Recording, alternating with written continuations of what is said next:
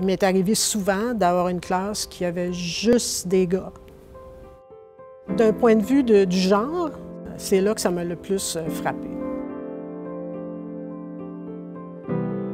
La diversité culturelle, elle est très importante. Vous aurez beaucoup plus de possibilités de développer un projet qui va être beaucoup plus riche. Et je me suis rendu compte que chacune des personnes apportait de sa culture et avec sa culture, une façon d'aborder la recherche qui pouvait être différente.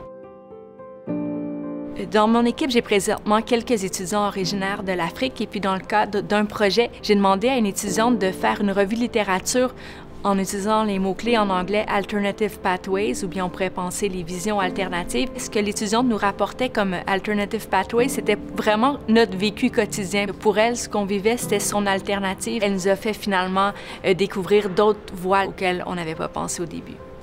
J'ai commencé à assister à des formations concernant l'EDI il y a environ 1 an et demi. C'est là que je me suis rendu compte justement que les organismes subventionnaires de plus en plus avaient des exigences en matière d'EDI. Donc le jour où on commence à décrire ce qu'on fait pour l'EDI, on commence à vraiment réaliser si on en fait ou pas.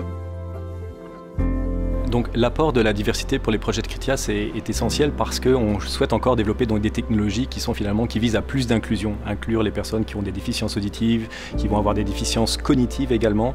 On souhaite aussi favoriser un petit peu, on appelle ça la neurodiversité. Donc bien sûr diversité, on l'a dit, donc de genre, d'origine ethnique, etc.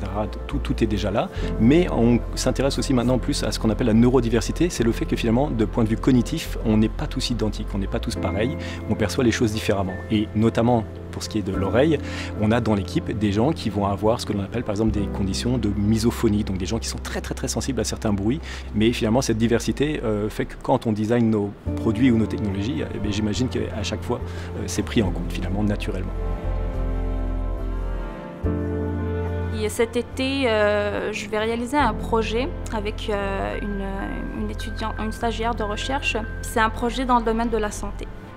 Et j'ai pas pensé à intégrer des femmes expertes dans le domaine, dans l'étude. J'avais pensé à inviter des gestionnaires hommes. Là, je me dis, ça serait vraiment intéressant d'inviter des femmes gestionnaires aussi.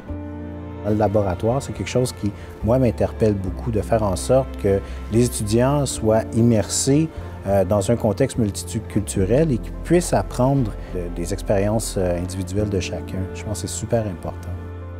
Dans la recherche, c'est extrêmement important d'avoir un apport de tous. Je donne un exemple très concret. La majorité des équipements sportifs ont été développés pour des hommes, alors que dans la réalité, il y a autant de femmes qui font du sport. Donc maintenant, il faut penser à faire des projets de recherche qui vont aussi s'intéresser à mieux protéger les femmes. Au laboratoire, tu sais, Sylvie, on a à peu près eu des étudiants en stage, à la maîtrise, au doctorat, d'une 30aine de pays différents. Plus c'est diversifié, plus les idées sont différentes. On n'est pas sur un one-track. Toujours valoriser ce que les gens peuvent vous apporter dans un groupe de recherche. Et quand vous faites ça, je peux vous dire que c'est gagnant-gagnant pour tout le monde.